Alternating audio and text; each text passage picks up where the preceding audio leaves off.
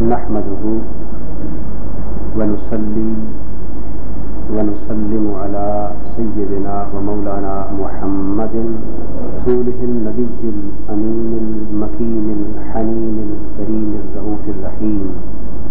أما بعد، أعوذ بالله من الشيطان الرجيم. بسم الله الرحمن الرحيم. ومن يتوكل على الله فهو حسبه. صدق اللہ مولانا العظیم. محترم مشائخ و علماء کرام، مکرم رفقاء و اراکین و معزز خواتین و حضرات و عزیزان گرامی قدر، اللہ رب العزت کا شکر ہے کہ اس نے ہمیں ماہ رمضان المبارک کی یہ مقدس ساعتیں عطا کی، جن میں اس رحیم و کریم کی رحمتوں اور نوازشوں کی کوئی حد اور کوئی حساب نہیں رہتا، اور بحمد اللہ تعالی اللہ جل مجدہ کے لطف و کرم اور اس کی رحمت و عنایت کا ایک معمولی سا نظارہ ہمیں آج جمعۃ المبارک کے اجتماع کی شکل میں بھی نظر آ رہا ہے. یہ محض اللہ تبارک و تعالیٰ کا کرم اور اس کا احسان ہے. یہ حق ہے کہ اس میں میرا یا آپ کا کسی کا کوئی دخل نہیں، نہ ہمارا کوئی کسب ہے، نہ ہمارے کسی ہنر، فن اور کمال کا کوئی دخل ہے. اس لیے کہ ہم لوگ اپنے علم، اپنے عمل، اپنے حال اور ظاہر اور باطن کے اعتبار سے اتنے ناقص اور اتنے گرے ہوئے لوگ، اور اللہ کی بارگاہ میں اتنے ذلیل و رسوا ہیں کہ ہمارا جینا اور دنیا میں ہماری عزت یہ بھی فقط اللہ کی طرف سے پردہ پوشی کے باعث. اگر وہ اپنے بندوں کے حال پر پردہ نہ ڈالے تو معلوم نہیں کہ ان کا حشر کیا ہے. اور یہ اس کی عنایت اور اس کا لطف و کرم ہے کہ آج ابھی آپ دیکھ رہے ہیں کہ میں جب مسجد میں پہنچا، خطبہ شروع ہونے سے پہلے باہر سڑکوں پر اور پارکوں میں بیٹھنے اور کھڑے ہونے کی جگہ موجود نہیں، یہی حد نگاہ تک باہر سڑکوں پر بھی مخلوق. یہ اللہ تبارک و تعالیٰ کا کرم ہے، اس کا احسان ہے، اور حضور علیہ الصلوۃ والسلام کے نالین پاک کا تصدق ہے. وہی اپنی مخلوق کے دلوں میں ڈالتا ہے جو کچھ ڈالتا ہے، چاہے تو محبت ڈال دے، چاہے تو نفرت ڈال دے، سب کچھ اس کے دست قدرت میں ہے. اور ہمیں چاہیے کہ ہم ہر لمحہ عاجزی اور انکساری کے ساتھ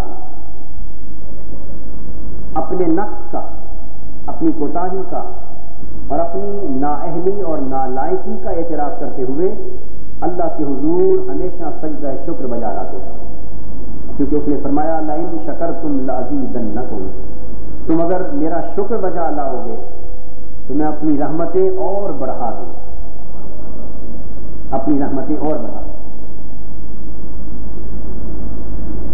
حاضرین محترم، رمضان المبارک وہ مہینہ ہے جو انسان کی اور مسلمان کی زندگی کے اندر روحانی قدروں کو بیدار کرتا ہے. یہ ہر سال میں ایک ماہ ریفریشر کورس کے طور پہ آتا ہے. وہ مسلمان جو 11 ماہ کی مادی اور نفسانی اور دنیاوی غلاظتوں میں لت پت ہو کر اپنی مادی قدروں کو مٹا بیٹھتے اور دبا بیٹھتے، ان کو پھر سے بحال کرنے، ان کو چمکانے اور ان کو فروغ دینے کے لیے اللہ پاک نے یہ ایک ریفریشر کورس کا مہینہ مقرر فرمایا. اور اس ماہ مبارک کے روزوں سے انسان کو اللہ جل مجدہ کے ساتھ اپنا تعلق مضبوط طریقے سے قائم کرنے اور بحال کرنے کی کئی جہتیں ملتی ہیں. کئی نوعیتوں کا تعلق بندے کا اللہ سے قائم ہوتا ہے. اس تعلق میں ایک پہلو توکل کا بھی ہے، ایک پہلو توکل کا بھی، اور توکل کی حقیقت اللہ کے امر کے سامنے سر تسلیم خم کر لینا ہے۔ توکل کی حقیقت اللہ کے امر، اس کے حکم اور اس کی رضا کے سامنے سر تسلیم خم کر لینا، یہ حقیقت توکل ہے۔ تو آج اس مناسبت سے میں نے اپنی گفتگو کا موضوع حقیقت توکل بنایا ہے کہ توکل کی حقیقت کیا ہے، اس کو سمجھا جائے تاکہ ہم اس توکل کے نور سے اپنی زندگیوں کو آراستہ کر سکیں اور اس توکل کی برکت سے اپنا حقیقی تعلق اللہ رب العزت کے ساتھ قائم کر سکیں۔ قرآن مجید کی آیہ کریمہ کے جو الفاظ میں نے تلاوت کیے ان میں اللہ تبارک و تعالی نے فرمایا وَمَن يَتَوَكَّلْ عَلَى اللَّهِ فَهُوَ حَسْبُهُ، بس جو کوئی اللہ پر توکل کرتا ہے اللہ اسے کافی ہو جاتا ہے۔ یہ بات قابل توجہ ہے کہ اللہ پر توکل کرنا اور بندے کے لیے اللہ کا کافی ہو جانا یہ قصہ پارینہ نہیں ہے، یہ پرانے وقتوں کی حکایت نہیں ہے کہ انسان انہیں فقط قرآن میں پڑھ کر اور کتابوں میں پڑھ کر حکایتاً مانتا رہے، بلکہ یہ امر ایک زندہ امر ہے۔ اللہ جل مجدہ نے اپنے کافی ہو جانے کی یہ دعوت تمام امت مسلمہ کو اور ہر فرد کو قیامت تک کے لیے دی۔ میں اے اہل اسلام، تم میں سے جو شخص جب بھی اور جہاں بھی مجھ پر توکل کرے گا، تم توکل کر کے دیکھو، توکل کر کے دیکھو اور پھر نظارہ کرو کہ میں تمہیں کیسے کافی ہو جاتا ہوں، میں تمہیں کیسے سنبھال لیتا ہوں، میں تمہیں کیسے اپنی رحمت اور شفقت کی گود میں لے لیتا ہوں، تمہارے اوپر کس طرح اپنی حفاظت اور کفالت کا پردہ ڈال دیتا ہوں۔ تم توکل کر کے دیکھو، پھر دیکھو کہ تمہارے ایک قدم کو ہزاروں قدموں میں کس طرح بدل دیتا ہے۔ فَهُوَ حَسْبُهُ، اور جسے اللہ کافی ہو جائے اسے دنیا میں کیا خسارہ ہے، اسے دنیا میں کھٹکا کیا ہے، اسے خطرہ اور خدشہ کیا ہے۔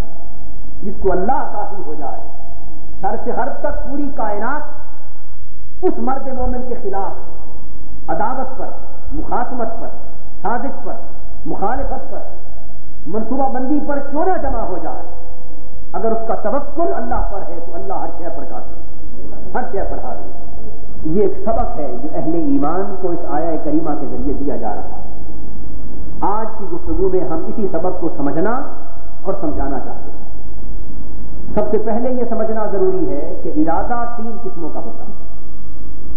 توکل اس وقت تک نہیں ہوتا جب تک بندہ اپنا ارادہ اپنے رب کے ارادے کے تابع نہ کرے، جب تک بندہ اپنے ارادے کو اللہ کے ارادے میں فنا نہ کر دے، اس وقت تک توکل وجود میں نہیں آتا۔ تو اس تصور کو سمجھنے کے لیے پہلے ارادے کی اقسام سمجھانا چاہتا ہوں۔ ارادہ تین قسموں کا ہوتا ہے۔ کتنی قسموں کا؟ تین قسموں کا ہوتا ہے۔ ایک ارادہ حیوانی ہے، دوسری قسم ارادہ انسانی ہے اور تیسری قسم ارادہ ربانی۔ حیوانی ارادے والے لوگ بھی ہوتے اور ان کا ارادہ حیوانوں کی طرح ہوتا ہے۔ حیوان بھی ارادہ رکھتے ہیں، وہ ارادہ رکھتے ہیں تو کھاتے پیتے ہیں، ان کا ارادہ ہوتا ہے تو کام کاج کرتے ہیں، چیرتے پھاڑتے ہیں، جو کچھ بھی کرتے ہیں ارادے سے کرتے ہیں۔ تو حیوانوں کا بھی ارادہ ہے، لیکن حیوانی ارادے کی خاصیت یہ ہے کہ حیوانی ارادے والے سے باز پرس نہیں ہوتی، وہ جو چاہے کرتا پھرے اسے ڈھیل دے دی جاتی، اس سے جواب طلبی نہیں ہوتی، اس سے پوچھ گچھ نہیں کی جاتی۔ یہ حیوانی ارادہ، اس لیے کہ حیوانی ارادے کے پیش نظر نیکی اور بدی کا امتیاز نہیں رہتا، اچھائی اور برائی، حق اور باطل اور خیر اور شر، اس کا فرق حیوانی ارادے میں مٹ جاتا ہے، اس لیے وہ مکلف نہیں ہوتا، اس سے بات نہیں پوچھی جاتی، یہ حیوانات کی بات ہے۔ اس کے بعد آ جائیں عالم انس کی طرف، انسانوں کی طرف۔ انسانوں کے ارادے جنہیں ہم انسانی ارادہ کہتے ہیں، جو عام انسانوں کو حاصل ہے، وہ اگر اللہ کے امر جلی پر پورا اترے.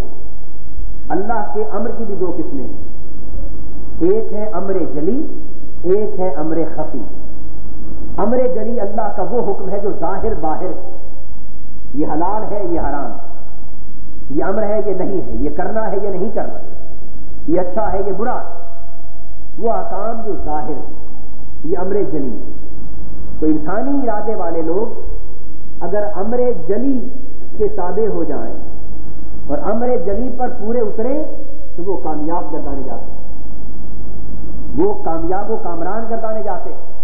ان سے امر خفی کی بات نہیں پوچھی جاتی. یہ عوام ہے، یہ حالت کن کی ہے؟ انسانوں میں سے عوام کی. لیکن انسانوں میں کچھ خاص بھی ہوتے ہیں. جو خواص ہوتے ہیں ان کا ارادہ ربانی ہوتا ہے. وہ امر جلی پر پورے اترے تو یہ ان کے لیے کافی نہیں ہے. ان کی نظر امر جلی کے بعد امر خفی پر رہتی ہے. وہ ہر کام کے اندر اپنے مولا کی رضا کو دیکھتے ہیں، ہر کام کے اندر اللہ کی مشیت کو دیکھتے ہیں. وہ دیکھتے ہیں کہ اس وقت محبوب کیا چاہتا ہے، اس کی مشیت اس موقع پر دعا مانگنے میں ہے یا نہیں مانگنے میں. اب یہ امر خفی کی بات ہے، جلی کی بات نہیں. اب بات تو سمجھ رہے ہیں نا. وہ نظر پردے کے نیچے ڈالتے ہیں اور نہا خانوں سے معلوم کرتے ہیں کہ محبوب اس وقت کیا چاہتا ہے کہ اس سے یہ شے مانگی جائے یا نہ مانگی جائے. اگر وہ مانگنے پر خوش ہو تو مانگتے ہیں، نہ مانگنے پر خوش ہو تو نہیں مانگتے. تو ارادہ ربانی والے امر خفی پر نظر رکھتے ہیں. وہ امر خفی پر نظر رکھ کے جانتے ہیں کہ محبوب اس وقت ہنسنے پر خوش ہے. اگر وہ جان جائیں کہ محبوب چاہتا ہے کہ ہنسو تو ان کا عمل ہنسنا ہوتا ہے، وہ ہنسنے پر راضی ہوتے ہیں. اگر وہ جان جائیں کہ محبوب رلانے پر خوش ہے تو وہ روتے ہیں. تو یعنی نہ ہنسنے میں ان کا ارادہ کار فرما ہوتا ہے اور نہ رونے میں ارادہ کار فرما ہوتا ہے. ان کا ہنسنا بھی امر ربانی سے ہے، ان کا رونا بھی امر ربانی سے. یہ وہ لوگ ہیں جو امر خفی پر نظر رکھتے ہیں. اب میں اس کی ایک مثال عرض کرتا ہوں اور اس مثال کے حوالے سے 3 درجے بیان کروں. درجے 3 یہ ہیں. پہلا درجہ ارادے کا ہے، پہلا درجہ ارادے کا.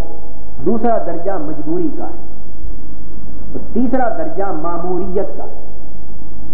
ارادہ، مجبوری اور ماموریت. ارادے سے مراد یہ ہے جیسے ہم لوگ اپنے ارادے سے حرکت کرتے ہیں، کھاتے پیتے ہیں، چلتے پھرتے ہیں، پڑھتے لکھتے ہیں، ہنستے اور روتے ہیں، کام کاج کرتے ہیں. نیکی اور بدی کا ارتکاب ہمارے ہاتھوں میں ہوتا ہے. تو ہماری زندگی میں جو حرکات و سکنات اور جو افعال و اعمال صادر ہوتے ہیں ہمارے ارادے سے، یہ درجہ ارادے کا ہے کہ ہم یہ عمل اپنے ارادے سے کر رہے ہیں، ہم یہ کام اپنے ارادے سے کر رہے ہیں. یہ عام لوگوں کا درجہ ہے. اس کے بعد ایک دوسری قسم ہے وہ مجبوری کی. اس کی مثال سمجھیں جیسے مردہ شخص. تو جب وہ مر گیا تو اس کا ارادہ باقی رہا، مر گیا ارادہ بھی چلا گیا. اب اس کا ارادہ نہیں، وہ مردہ ہے اور وہ نہلانے والوں کے ہاتھ میں، غسال کے ہاتھ میں. اب غسال جس طرح چاہ رہا ہے اس کو پلٹ رہا ہے. کبھی اس کو الٹا کرتا ہے، کبھی سیدھا کرتا ہے، کبھی بٹھاتا ہے، کبھی لٹاتا ہے، کبھی اوندا کرتا ہے. تو وہ جو اس کو اپنی مرضی سے پلٹ رہا ہے تو اس کے پلٹنے سے مردے میں حرکت پیدا ہو رہی ہے یا نہیں؟ اس کے ہاتھ، اس کے بازو، ٹانگیں، پیٹ جسم ہل رہا ہے یا نہیں ہل رہا؟ ہل رہا ہے، لیکن اس کے اپنے ارادے سے نہیں، دوسرے کے ارادے سے. یہ مجبوری کا درجہ ہے. یہ کیا ہے کہ حرکت یہ بھی کر رہا ہے لیکن چونکہ مردہ ہے، اپنا ارادہ نہیں رکھتا، تو اس کی حرکت مجبوری کی ہے. یعنی دوسروں کے حرکت دینے سے حرکت میں آ رہا ہے. پہلی حرکت ارادے کی تھی، دوسری حرکت مجبوری کی ہے کہ ہے مردہ لیکن جو حرکت میں آ رہا ہے یہ کسی کی وجہ سے حرکت میں آ رہا ہے. کوئی حرکت دے رہا ہے تو حرکت میں آ رہا ہے. یہ مجبوری کا درجہ ہے. روحانی دنیا میں کمال نہ اپنے ارادے سے حرکت میں آنے میں اور نہ اوروں کے حرکت دینے سے مجبور ہو کر حرکت میں آنے میں۔ اور تیسرا درجہ ہے ماموریت۔ ماموریت کی مثال یوں سمجھیں کہ اگر مردہ اللہ کے امر اور اللہ کے اذن سے بغیر کسی اور شخص کے حرکت دیے اللہ کا امر اس میں جاری ہو جائے اور اللہ کا اذن اس میں جاری ہو جائے اور وہ اذن الہی سے خود حرکت میں آ جائے تو یہ درجہ ماموریت کا درجہ ہے۔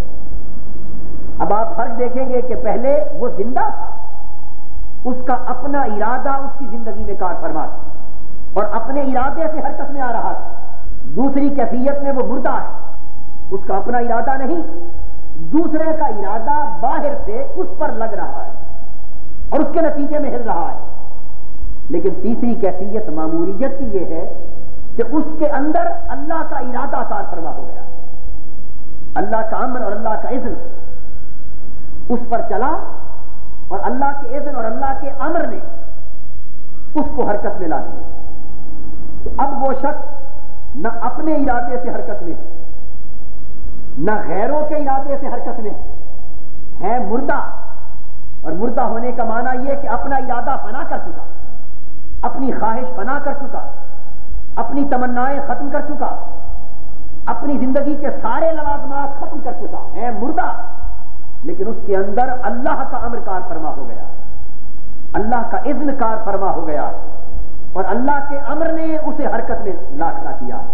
اب جو حرکت اس کے جسم میں ہو رہی ہے یہ بے اذن الہی، یہ بے امر الہی حرکت ہو رہی۔ تو دوستو جب انسان اللہ کے حضور جو کام کرے اپنے ارادے سے کرے، یہ معاملہ ایک ادنا سطح کا معاملہ ہے اور اس کا مشاہدہ عام زندگی میں کرتے رہتے ہیں۔ جو لوگ اللہ کے حضور مجبور ہو کر کام کریں کہ ان کا ارادہ کار فرما نہ رہے اور حالات مجبور کر دیں، تقاضے مجبور کر دیں اور بامر مجبوری کام کریں، اس میں بے شک اپنے ارادے سے نہیں کر رہا مگر بحالت جبر کر رہا۔ نہ کمال اپنے ارادے سے کام کرنے میں تھا، نہ کمال بحالت جبر کام کرنے میں ہے۔ کمال یہ ہے کہ انسان خود کو اللہ کے حضور، اللہ کی مشیت، اللہ کی رضا اور اللہ کے ارادے کی بارگاہ میں مردے کے طور پر پیش کر دے، خود کو اللہ کی مشیت اور اس کی رضا کے سامنے مردے کی مانند پیش کر دے، اور ایسا مردہ جس کے اندر نہ اپنا ارادہ کار فرما نہ غیروں کا جبر کار فرما۔ جب انسان اپنے ارادے کو فنا کر کے، اپنی خواہشوں کو فنا کر کے، اپنی تمناؤں کو فنا کر کے، اپنی آرزوؤں کو فنا کر کے اور اپنے ہونے کے تقاضوں کو فنا کر کے خود کو مردے کے طور پر اللہ کے سپرد کر دیتا اور اللہ اسے اپنی سپردگی میں قبول فرما لیتا، تو پھر کبھی ایسا ہوتا ہے کہ اللہ اس میں اپنا امر جاری کرتا ہے، اپنا اذن جاری کرتا ہے، اور وہ اپنے ارادے سے فنا تھا اور اپنے اعتبار سے مردہ تھا، لیکن اللہ کے ارادے سے زندہ ہو جاتا ہے، اللہ کے امر سے زندہ ہو جاتا ہے۔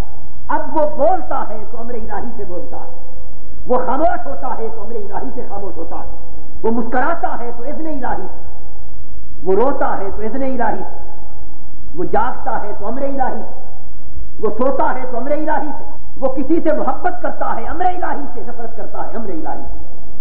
کیا اس کی محبت میں اپنا ارادہ کار فرمانا رہا، اس کی نفرتوں میں اس کا اپنا ارادہ کار فرمانا رہا، اس کی چاہتوں میں اس کا اپنا ارادہ کار فرمانا رہا، اس کے فیصلوں میں اس کا اپنا ارادہ کار فرمانا رہا۔ وہ اپنے ارادے سے طائب ہو چکا، اپنی آرزوؤں کو فنا کر چکا، اپنی تمناؤں کو ختم کر چکا، وہ تو مردہ ہے اپنے اعتبار سے اور حی القیوم کے ہاتھوں میں چلا گیا، رب قدیر کے ہاتھ میں آ گیا، رب حی قیوم کے ہاتھ میں سپرد ہو گیا۔ اور جب وہ خود سے مردہ ہو کر رب کے سپرد ہوا تو رب نے اس پر اپنا اذن جاری فرمایا، اپنا امر جاری کیا، اور جب اللہ کے امر سے وہ حرکت میں آیا تو اب وہ بولا تو کلام الہی بن گیا، وہ کسی سے خوش ہوا تو خدا کی رضا بن گئی، وہ کسی پر ناراض ہوا تو خدا کی ناراضگی بن گئی، اس نے کسی کی گرفت کی تو دست قدرت کی گرفت ہوئی، اور کسی کو نوازا تو خدا کی نوازش بن گئی۔ اس لیے اللہ جل مجدہ کی طرف سے اسے یہ مجدہ جاں فضا ملا، لا یزال عبدی یتقرب الی بالنوافل حتی احببتہ، کہ میرا بندہ نفل پڑھ پڑھ کے، عبادت کر کر کے، مشقت کر کر کے، مجاہدہ کر کر کے میرے قریب ہوتا چلا جاتا ہے۔ اور اللہ کے قریب ہونا کیا ہے؟ یعنی خود سے مٹتے چلے جاؤ تو رب کے قریب ہوتے چلے جاؤ گے۔ گردن اکڑی رہے، ارادہ قائم رہے تو تم رب سے دور رہے، اور گردن جھک گئی تو رب کا قرب نصیب ہو گیا، ارادہ فنا ہو گیا تو رب قریب ہو گیا۔ اپنی آرزوؤں کے بت جب تک من میں تھے تم رب سے دور تھے، تم نے اپنی آرزوؤں کے بت توڑ دیے تو رب کے قریب ہو گئے۔ جب تک اپنی خواہشات نفس تھی رب سے دور تھے، جب نفس تمہاری خواہشوں سے پاک ہو گیا تو رب کے قریب ہو گئے۔ یہ ہے قرب کا معنی۔ تو فرمایا میرا بندہ جب میرے قریب ہوتا چلا جاتا ہے، یعنی اپنے ہونے سے دور ہوتا چلا جاتا ہے تو میرے قریب ہوتا چلا جاتا ہے، اپنے ہونے سے دور ہوتا چلا جاتا ہے، میرے قریب ہوتا چلا جاتا ہے، حتی احببتہ، پھر وہ نوبت آتی ہے کہ ہوتا تو میرا بندہ ہے پر میں اسے اپنا محبوب بنا لیتا ہوں، ہوتا تو میرا نوکر اور میری خلق ہے بس اسے اپنی بارگاہ کا مقرب کر لیتا ہوں، بس جب اسے اپنی محبت کا تاج پہنا لیتا ہوں، اپنے قرب کی نوازشات سے نواز دیتا ہوں اور اپنی عنایتوں کا صحرا اس کے سر پہ باندھ دیتا ہوں، تو پھر کیا ہوتا ہے؟ آنکھ اس کی ہوتی ہے لیکن دیکھتا میں ہوں، کان اس کے ہوتے ہیں لیکن سنتا میں ہوں، زبان اس کی ہوتی ہے لیکن بولتا میں ہوں، ہاتھ اس کے ہوتے ہیں مگر گرفت میں کرتا ہوں، پاؤں اس کے ہوتے ہیں مگر چلتا میں ہوں، حتیٰ کہ دل اس کا ہوتا ہے ارادہ میں کرتا ہوں۔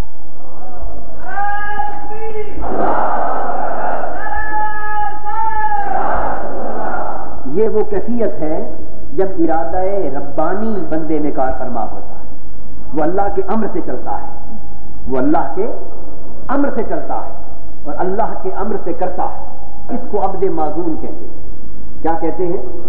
عبد معزون، کہ ہے تو بندہ مگر اذن یافتہ بندہ ہے۔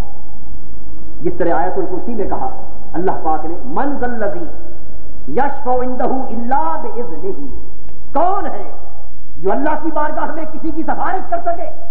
کون ہے جو اللہ کی بارگاہ میں کسی کی شفاعت کر سکے؟ کافرو مت گمنڈ کرو، تمہارے بت میری بارگاہ میں تمہاری سفارش نہیں کر سکتے۔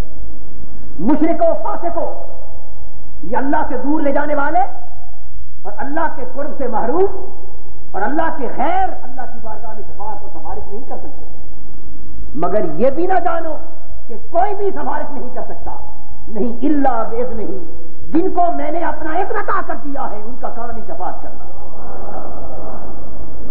یعنی دونوں باتیں ایک آیت میں جمع کر دی۔ من ذا الذی یشفع عندہ، کون ہے جو اللہ کی بارگاہ میں سفارش کرے؟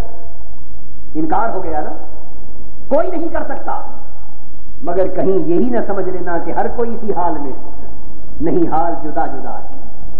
جو غیر ہے وہ دم نہیں مار سکتے الا باذنہ، مگر جنہیں اذن کا تاج عطا کر دیا ہے ان کا کام ہی یہ ہے کہ سفارش کر کے بخشواتے جائیں الا باذنہ۔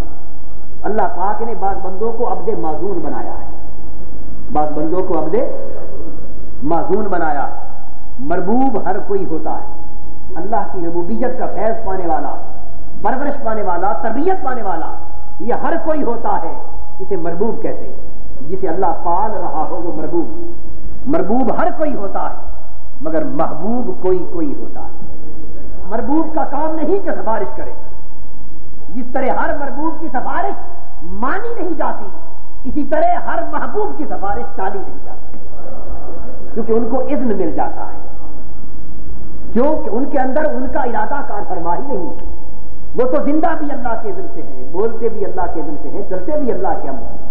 جب بندہ درجہ ماموریت پر فائز کر دیا جائے، اور درجہ ماموریت کا معنی آپ سمجھ گئے جس کے اندر اللہ کا امر کار فرما، اللہ کا اذن کار فرما، تو پھر اللہ جل مجدہ اس کے قول کو اپنا قول قرار دے دیتا، اس کے عمل کو اپنا عمل قرار دے دیتا، اس سے دوستی کو اپنی دوستی قرار دیتا ہے، اس سے دشمنی کو اپنی دشمنی قرار دیتا ہے۔ اس لیے پھر حکم ہوتا ہے من عاد لی ولی فقد آذنتہ بالحرب، جس نے کسی ایک میرے دوست سے بھی دشمنی کی آذنتہ بالحرب، میرا اس کے ساتھ اعلان جنگ، رب ہو کر اعلان جنگ فرما رہا، معمولی بات نہیں ہے۔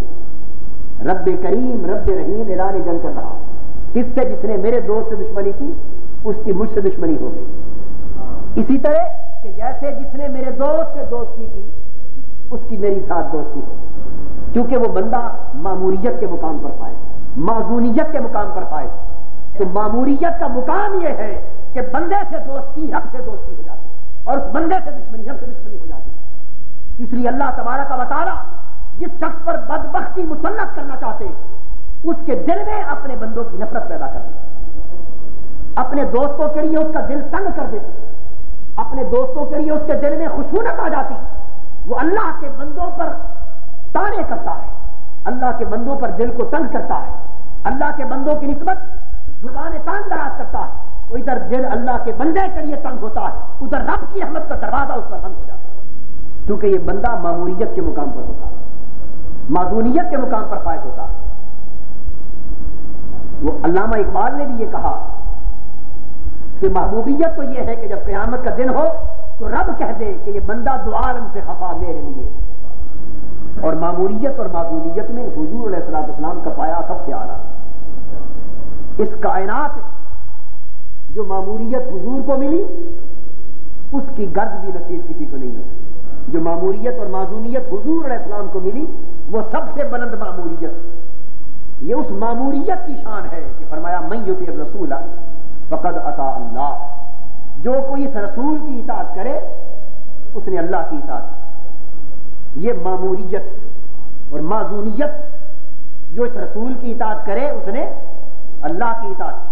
فرمایا الذین یبایعونک انما یبایعون اللہ، محبوب تو معمولیت کے اس مقام پر فائز ہے کہ جو کوئی تیرے ہاتھ پر بیعت کرے سمجھ لے کہ اللہ کے ہاتھ پر بیعت کر رہا، یعنی اب اللہ کے ہاتھ تیرے ہاتھوں سے جدا نہیں، ید اللہ فوق ایدیہم، ان کے ہاتھوں پر اللہ کا ہاتھ۔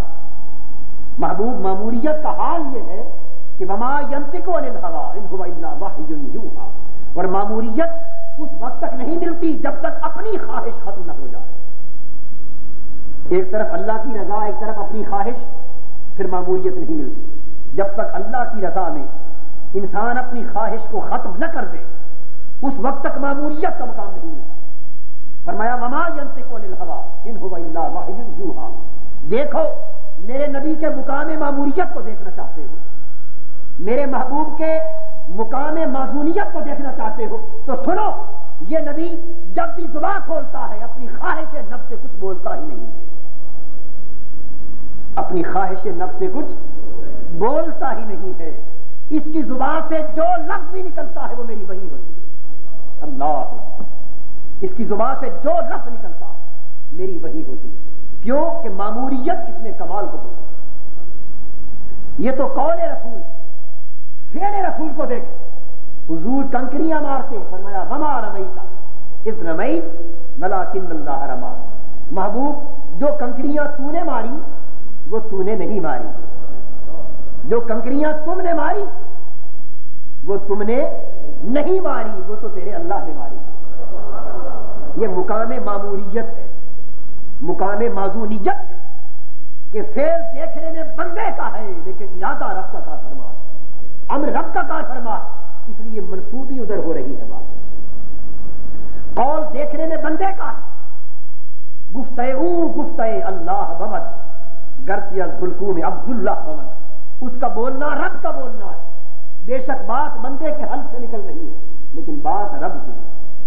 الحق ینطق علی لسان عمر، اللہ عمر فاروق کی زبان پر بولتا ہے، عمر فاروق رضی اللہ تعالیٰ عنہ کی زبان سے بولتا ہے، زبان فاروق اعظم کی ہلتی ہے لیکن امر اللہ کا ادا ہو رہا ہے۔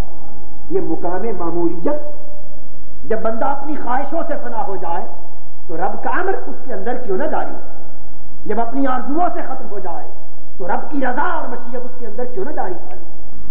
اور یہ درجے آتے ہیں، اس مقام پر انسان رفتہ رفتہ پہنچتا ہے، جو اپنے ارادے کو اس کے ارادے میں فنا کرتا چلا جائے تو درجہ ملتا چلا جائے۔ پہلے دھیان اپنے ہونے پر ہوتا ہے، پھر دھیان رب کی طرف ہوتا ہے، خود کو بھی دیکھتا ہے، رب کو بھی دیکھتا ہے، لیکن اپنا ارادہ جب کلیتاً اللہ کے ارادے میں فنا ہو جائے تو دیکھے بھی تو خود کو نہیں دیکھ سکتا، جدھر نظر اٹھاتا ہے رب کا ارادہ دیکھتا ہے۔ حضرت خضر علیہ السلام کا واقعہ قرآن مجید میں آپ نے پڑھا ہوگا، سورہ کہف میں پڑھا ہے یا نہیں پڑھا؟ 3 واقعات حضرت خضر کے ہاتھوں ہوئے۔ حضرت موسیٰ علیہ السلام ساتھ، پہلے موقع پر حضرت خضر علیہ السلام نے کشتی توڑی، غریب بچوں کی کشتی توڑی۔ کس نے توڑی؟ حضرت خضر نے توڑی۔ کس کے ہاتھوں نے کام کیا؟ حضرت خضر علیہ السلام کے ہاتھ۔ دوسرے مقام پر چھوٹے بچے کو مارا۔ واقعات کی تفصیل میں نہیں جانا چاہتا، میں اصل مسئلہ سمجھانا چاہتا ہوں۔ وہ سبب اور تھا، وہ آپ نے خود بیان کیا۔ تو بچے کو مارا، کس کے ہاتھوں سے عمل ہوا؟ وہی ہاتھ تھے یا بدل گئے؟ وہی ہاتھ۔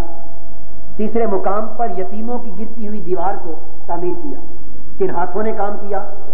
وہی ہاتھ، خضر علیہ السلام۔ 3 عمل ہوئے یکے بعد دیگرے، تینوں حضرت خضر علیہ السلام کے ہاتھ۔ لیکن دوستو، اس میں یہ ارادے سے بے ارادتی کی طرف جانے کا سفر بیان ہو رہا ہے کہ بندہ اپنے ارادے سے فنا کر کے کس طرح اللہ کے ارادے کی طرف سفر کرتا ہے، اور اس سفر کے 3 درجے بیان ہوئے۔ اس مقام پر 3 درجے بیان ہوئے۔ اب پہلے مقام کو پڑھیے، جب حضرت موسیٰ علیہ السلام کو انہوں نے بیان کی اس کی توجیہ، تو فرمایا فَأَرَدْتُ أَنْ أَعِيبَهَا، فرمایا میں نے ارادہ کیا کہ اس کشتی کو عیبدار کر دوں۔ کیا فرمایا؟ فَأَرَدْتُ، صیغہ واحد متکلم کا، میں نے ارادہ کیا کہ اسے عیبدار کر دوں۔ تو ارادہ کس کی طرف منسوب کر رہے ہیں؟ اپنی طرف، بات اپنی کر رہے ہیں۔ یہاں اللہ کا ذکر ہے نہیں، اپنی بات کی، میں نے ارادہ کیا کہ کشتی توڑ دوں، عیبدار کر دوں۔ حاضرین محترم، یہ پہلا درجہ ہے جہاں انسان عام طور پر ہوتا ہے، جو کام کرتا ہے کہتا ہے کہ میں نے کیا۔ جب ارادے سے فانی ہو کر بے ارادتی کا سفر بندہ طے کرتا ہے اور اللہ کے ارادے میں گم ہونے کے لیے نکلتا ہے، تو دوسری منزل کیا آتی؟ اس کا اشارہ کیا جب بچے کو مارا، تو فرمایا فَأَرَدْنَا أَن يُبْدِلَهُمَا رَبُّهُمَا، ہم نے ارادہ کیا کہ ان کا رب اس بچے کا نعم البدل عطا کر دے۔ پہلے فرمایا میں نے ارادہ کیا، اب بات کو سمجھ رہے ہیں یا نہیں؟ دوسرے مقام پر فرمایا ہم نے ارادہ کیا۔ سوال یہ ہے کہ ہاتھ تو وہی رہے، کوئی دوسرا ہاتھ ساتھ شامل ہوا نہیں ہوا، کوئی دوسرا آدمی لگا کام، ہاتھ وہی ہے، ایک ہی شخص، مگر ادھر کہتا ہے وہ شخص کہ میں نے ارادہ کیا، اب یہاں کہتا ہے ہم نے ارادہ کیا۔ تو کون شامل ہو گیا ساتھ؟ اللہ کا ذکر۔ پہلے دھیان فقط اپنے ارادے کی طرف تھا، یہ عام حالت بیان ہوئی۔ رب کے ارادے میں گم ہونے کا سفر جب شروع ہوا تو اگلی منزل آئی، ایک پردہ اٹھا اور ایک قائم رہا۔ جو پردہ قائم رہا اس کے تحت خود کو بھی دیکھتے رہے، اور جو پردہ اٹھ گیا اس کے اٹھنے سے رب نظر آنے لگا۔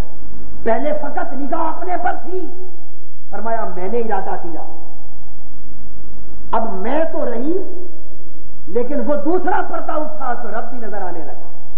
فرمایا ہم نے ارادہ کیا، یہاں توجہ 2 سمتوں میں ہو گئی، دھیان ادھر بھی ہو گیا ادھر بھی رہا۔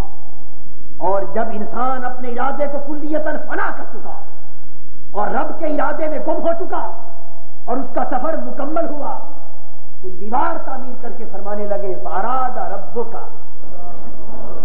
اے موسیٰ تیرے رب نے ارادہ کیا کہ دیوار تعمیر کر دی۔ اب دیوار یہاں بھی خضر علیہ السلام تعمیر کر رہے ہیں، دیکھنے میں ارادہ یہاں بھی انہی ہاتھوں کا ہے۔ تو بات یہ ہے کہ وہی ہاتھ چلے تو کہا میں نے ارادہ کیا، وہی ہاتھ چلے تو کہا ہم نے ارادہ کیا۔ جب سفر مکمل ہوا تو اپنا وجود فنا ہو چکا تھا، فقط رب ہی رب باقی رہ گیا تھا۔ کہنے لگے اراد ربک، اب میں کیا ہوں، تیرے رب نے ارادہ کیا۔ تو جب انسان اس فنا کے سفر کو مکمل کرتا ہے اور سارے حجابات مرتفع ہوتے ہیں، انسان اپنے تعینات کو چاک کرتا ہے، اپنی بشریت اور اپنی روحانیت سے بھی باہر نکل جاتا ہے اور کلیتاً رب کے ارادے میں فنا ہوتا ہے تو پھر جدھر دیکھتا ہے انما تولوا فثم وجہ اللہ، جگ میں آ کر ادھر ادھر دیکھا، تو ہی آیا نظر جدھر دیکھا۔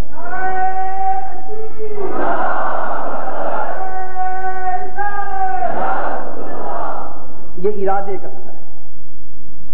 اب حاضرین محترم، فرق کیا پڑ جاتا ہے جب انسان مقام معمولیت پر فائز ہو جائے،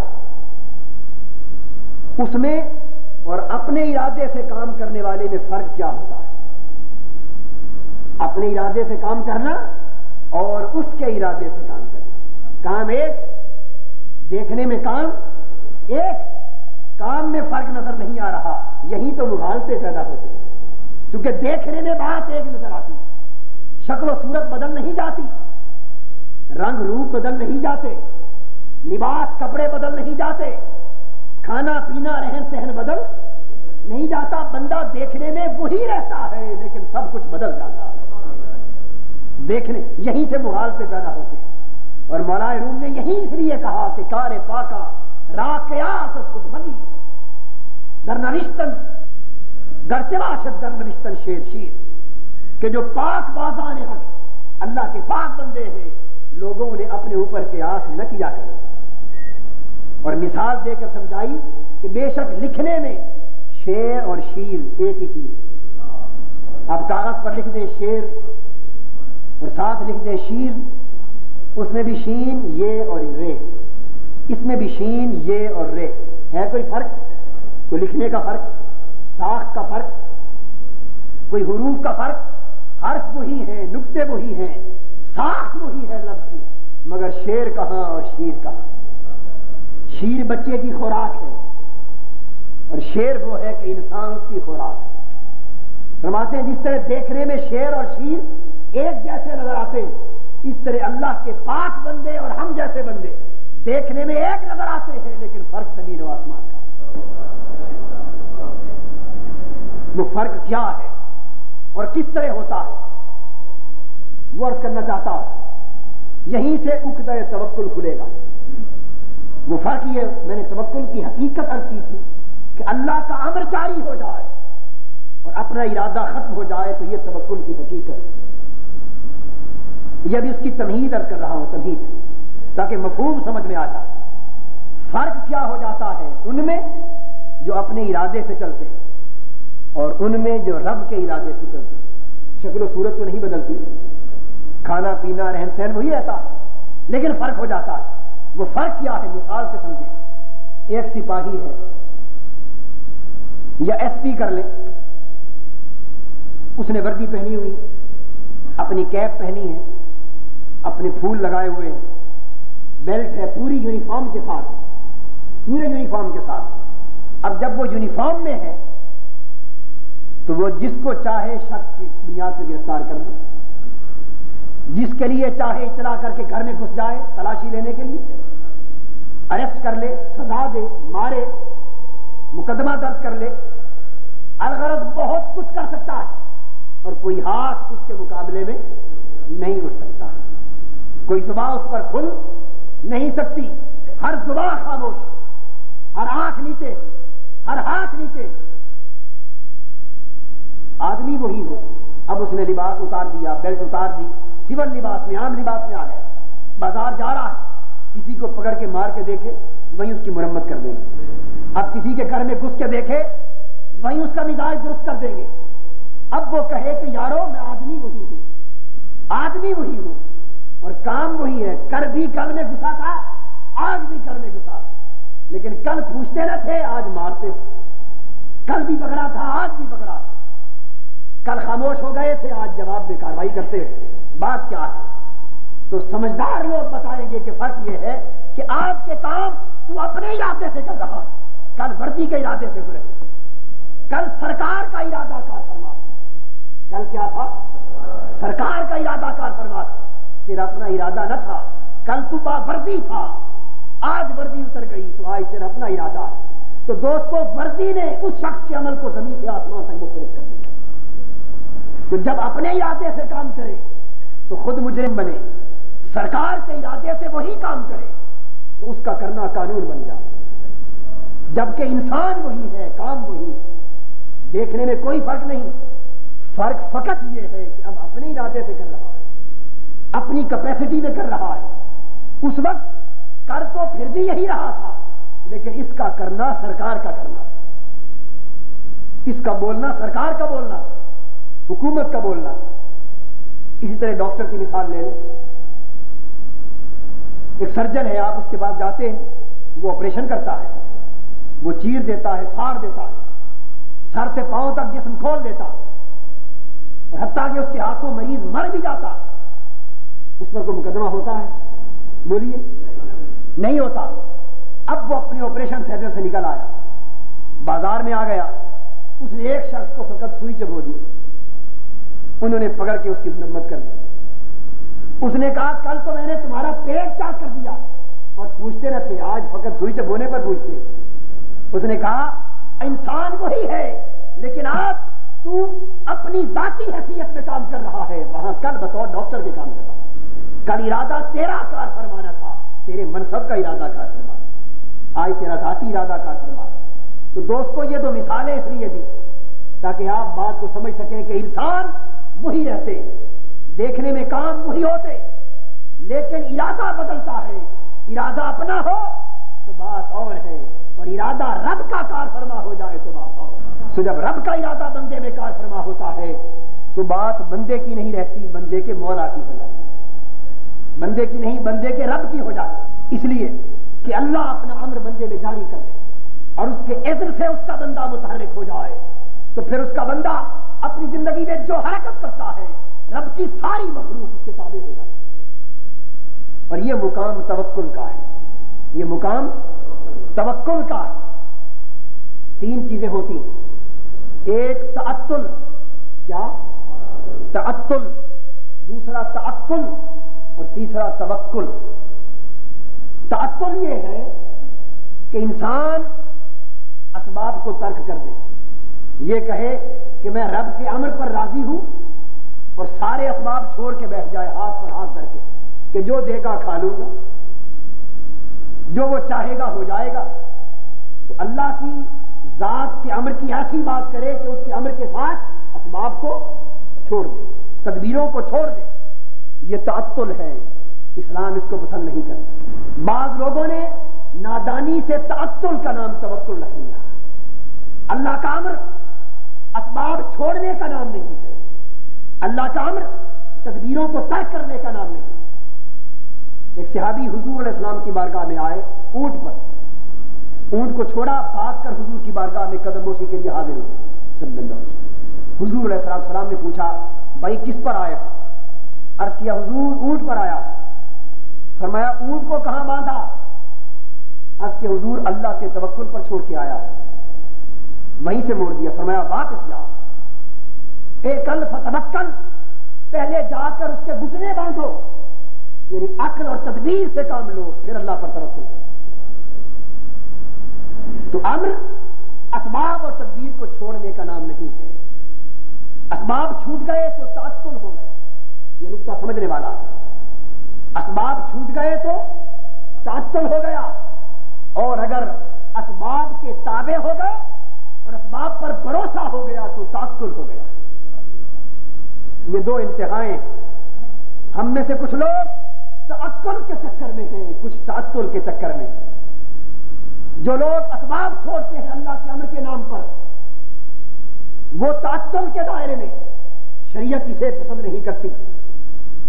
اسباب اختیار کرو، اور جو لوگ اسباب پر اتنا بھروسہ اور تکیہ کرتے کہ اسباب کے تابع ہو جاتے، اسباب کو اپنے تابع نہیں رکھتے بلکہ اسباب کے تابع ہو جاتے، تدبیر کو اپنے نیچے نہیں رکھتے بلکہ تدبیر کے نیچے ہو جاتے، اور تدبیروں پر بھروسہ کرنے لگتے، دنیاوی اسباب پر، مال و دولت پر، کاروبار پر، تجارت پر، ملازمت پر، دکان پر، ان تدبیروں پر بھروسہ کرنے لگتے، اور اللہ کا امر نظروں سے اوجھل ہو جاتا ہے۔ یہ تعقل ہے، یہ مادیت ہے، وہ رہبانیت ہے۔ اور توکل یہ ہے کہ توکل میں تعقل کی بھی اجازت نہیں، تعقل کی بھی اجازت نہیں۔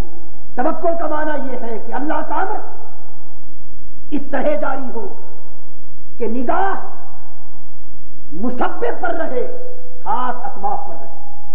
یہ توکل ہے۔ توکل میں انسان نہ اسباب کو ترک کرتا ہے اور نہ اسباب کے نیچے لگتا ہے، اسباب کو استعمال کرتا ہے، اسباب پر بھروسہ نہیں کرتا ہے۔ تو توکل یہ ہے کہ جس میں انسان اسباب کو اختیار کرے مگر نگاہ اسباب پر نہ رکھے، نگاہ مسبب پر رکھے۔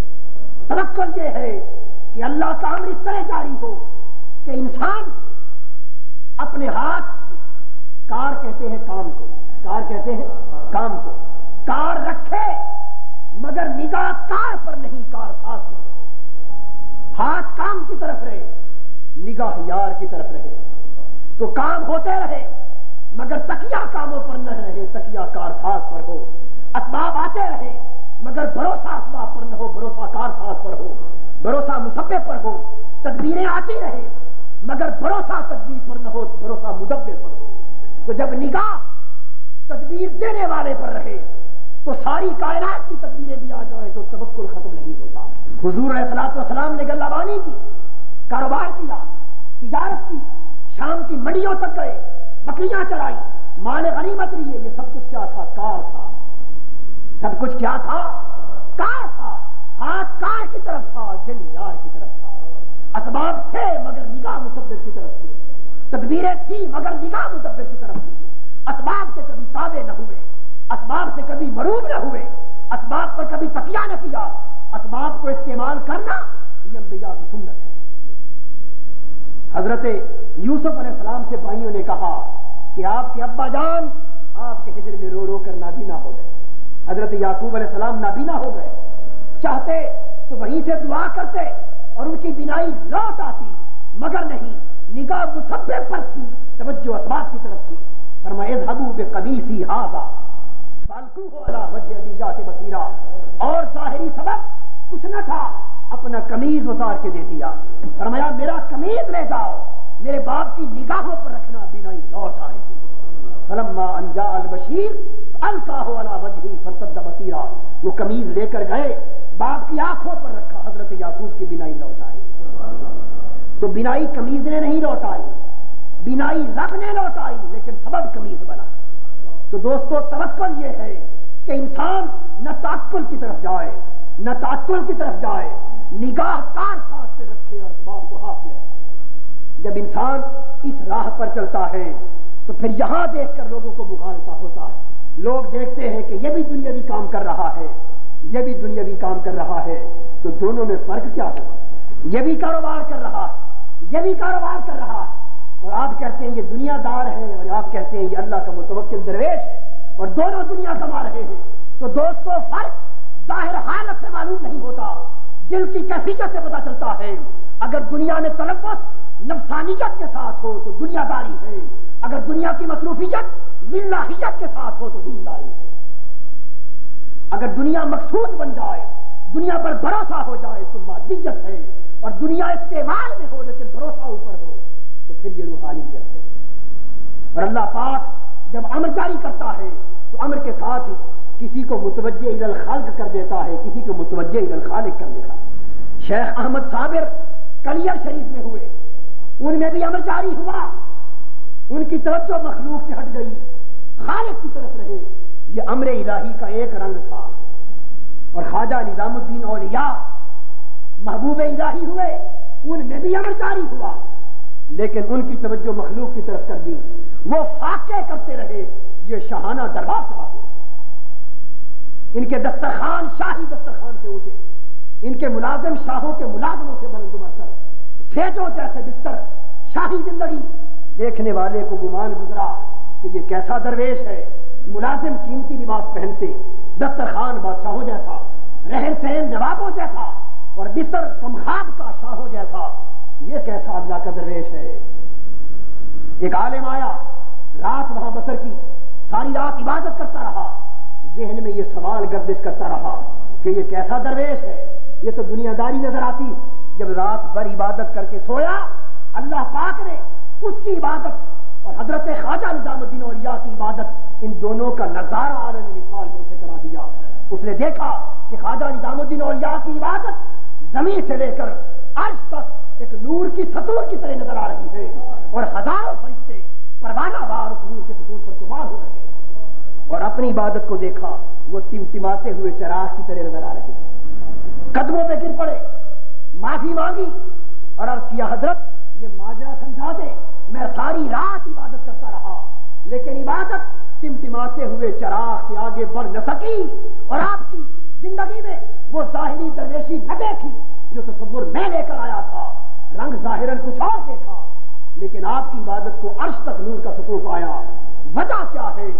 آپ جواب میں فرمانے لگے مسکرا کر کے، آنے والے مہمان اگر بچہ ہو تو بچہ سوتا بھی ہو تو ماں کو پیار آتا ہے، بچہ سوتا بھی ہو تو ماں کو پیار آتا ہے۔ بچہ کہہ کر یہ توکل کا تصور سمجھا دیا کہ جب انسان اپنے ارادے سے فنا ہو جائے، بچہ ماں کے سامنے اپنے ارادے کو فنا کر چکا ہوتا ہے، ماں کے سامنے اپنے ارادے کو فنا کر چکا ہوتا ہے، یعنی بچہ ماں کے ہاتھ میں اس طرح ہے جس طرح مردہ غفال کے ہاتھ میں، تو بچہ گویا ماں کے سپرد ہے۔ تو جس طرح بچہ ماں کی سپردگی میں ہو، جاگے تب بھی ماں پیار کرتی ہے، سوئے تب بھی ماں اس کے منہ کو چومتی ہے، اس طرح بندہ خود کو رب کی سپردگی میں دے دے، اپنی خواہشات رب کے سپرد کر دے، تمنائیں سپرد کر دے، آرزوئیں سپرد کر دے، زندگی سپرد کر دے، اس کا اپنا کچھ نہ رہے، وہ سب کچھ رب کے سپرد کر دے اور رب اسے سنبھال لے اپنی محبت کی گود میں، تو پھر وہ جاگے تب بھی محبوب ہے رب کو، سوئے تب بھی محبوب ہے۔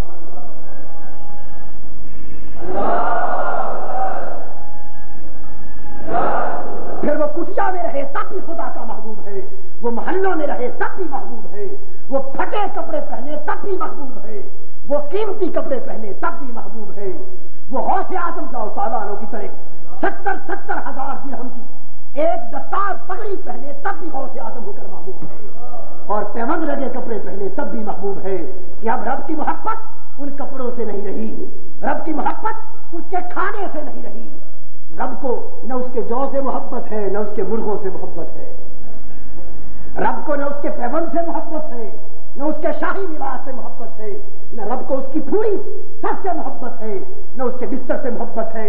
یہ محبتوں کے معیار چھوٹے تھے، جب بندہ رب کا ہو گیا تو جو پہنے سب کچھ رب کو محبوب ہو گیا، بشرطے کہ شریعت کے دائرے کے اندر رہے، حلال اور حرام کے دائرے کے اندر رہے۔ کہ دوستو بندگی یہ ہے کہ بندہ اپنے ارادے اور امر سے فنا ہو کر رب کے امر کے اس طرح تابع ہو جائے، پھر رب کی اپنی رضا ہے، چاہے تو پھٹے کپڑے پہنائے چاہے تو کمخاب کے کپڑے پہنائے، یہ رب کی رضا ہے، چاہے تو زمینوں پر لٹائے چاہے تو بستر پر لٹائے، چاہے زمین پر چلائے، کٹیا میں ٹھہرائے چاہے تو محلات میں ٹھہرائے، یہ رب کی رضا ہے، اس کا فنا رہا ہی کچھ نہیں۔ یہ توکل کا وہ مقام ہے جب انسان اس حقیقت کو پا لیتا ہے تو ساری دنیا کے احوال اس بندے کے ہو جاتے ہیں۔ اللہ تبارک و تعالی ہمیں اس توکل اور اس تعلق کی حقیقت عطا کرے۔ وما علینا الا البلاغ۔